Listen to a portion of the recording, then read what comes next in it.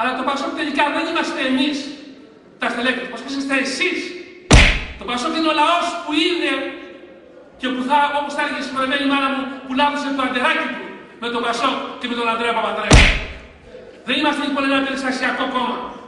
Είμαστε ένα κόμμα με βαθιές λαϊκές ρίζες. Και αυτά όλα πρέπει να τα φέρουμε στην επιφάνεια και κυρίως να τα πούμε στα παιδιά μας.